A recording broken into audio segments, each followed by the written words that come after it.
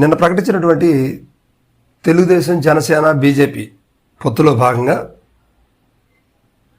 Parliament స్థానాలన్నీ కూడా ప్రకటించడం జరిగింది. అందులో బాపట్ల విషయానికి వస్తే, బాపట్ల పార్లమెంట్కి సంబంధించినటువంటి వ్యక్తిగా టి కృష్ణప్రసాద్ ఐపీఎస్ ఒక అధికారిని నియమించారు. ఈయన తెలుగుదేశం కండవా అయితే ఎప్పుడు కప్పుకోలేదు, పార్టీలో చేరలేదు, కానీ ఈయనకి టికెట్ లభించింది.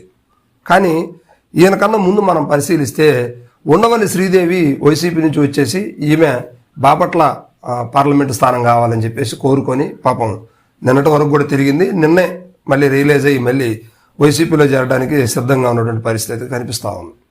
సో అదేవిధంగా దగ్గుమళ్ళ ప్రసాదరావు గారు, ఈయన కూడా ఐఆర్ఎస్ అధికారి, ఆయన స్థానికుడు. అయితే ఆయనకు కూడా ఆ సీటు నిరాకరించింది తెలుగుదేశం పార్టీ. తీసుకెళ్ళేసి చిత్తూరు ఇవ్వడం జరిగింది ప్రసాదరావు గారికి. సో అదేవిధంగా ఒక పోలీస్ అధికారి, ఇంకా ఎవరో ఇద్దరు ఎన్ఆర్ఐలు, ఆ స్థానికంగా పాత వ్యక్తులైనటువంటి కొంతమంది కూడా తెలుగుదేశం పార్టీకి చెందినటువంటి వారు బాపట్ల సీట్ అడిగారు. అది ఎవరికి ఇవ్వలేదు.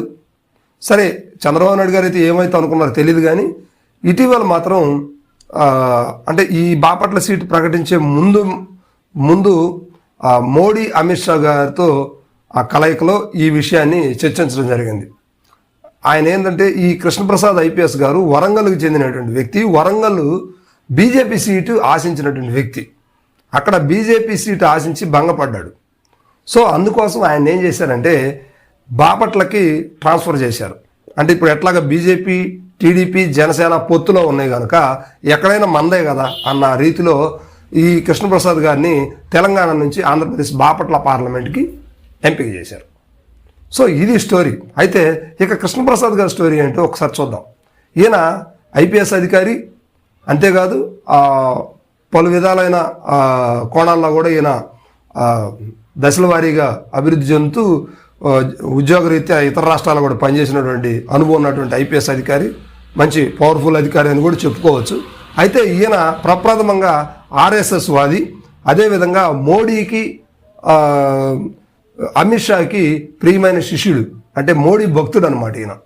కేవలం బాపట్ల సీట్ని బీజేపీ అనే మనం చెప్పుకోవచ్చు. ఎందుకంటే ఇది పేరుకు మాత్రమే టీడీపీ, జనసేన అనుకుంటున్నారు, కానీ వాస్తవానికి బాపట్లలో ఇప్పుడు రేపు పోటీ చేయబోతుంది బీజేపీ అనే అంటంలో ఎటువంటి సందేహం లేదు. ఇది 100% రైట్.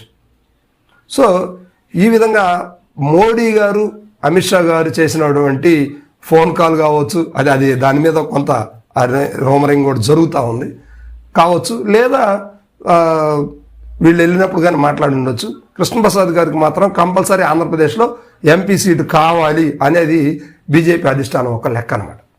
సో అందులో భాగంగా నిన్న ప్రకటించిన లిస్టులో అనూహ్యంగా నాకు తెలిసైతే టీడీపీలో చంద్రబాబు నాయుడు గారికి తప్పితే ఆ లిస్టులో కృష్ణప్రసాద్ గారి పేరున్నట్టు ఇక మిగతా టీడీపీ శ్రేణుల్లో ఎవ్వరికి కూడా నాకు తెలిసి ఆ లిస్టు ప్రిపేర్ చేసినటువంటి వాళ్ళకు కూడా తెలియకుండా హఠాత్తుగా అనుకోని విధంగా ఇమీడియట్లీగా ఆ పేరు చేర్చి బాపట్ల పంపించడం జరిగింది. ఈయన ఎప్పుడు పార్టీలో చేరలేదు, పార్టీ కండవ కప్పుకున్న సందర్భం లేదు, ఏ మీటింగ్లో కనిపించలేదు. ఒక్కసారి కూడా నాకు తెలుగుదేశం సీటు కావాలి అని అడిగిన దాఖలాలు అయితే ఎక్కడా లేవు. సో ఇది బాపట్ల టీడీపీ అభ్యర్థి పరిస్థితి. వాస్తవానికి ఇక్కడ వైఎస్ఆర్సీపీ చాలా వీక్గా ఉంది.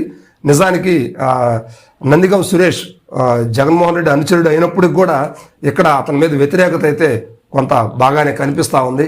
సో అందువల్ల టీడీపీకి చెందినటువంటి 10 నుంచి 15 మంది వ్యక్తులు మేము ఇక్కడ నుంచి బాపట్ల పార్లమెంటుకు పోటీ చేస్తామంటూ వచ్చారు, కానీ ఎవ్వరికి కూడా టీడీపీ సీట్ నిరాకరించారు.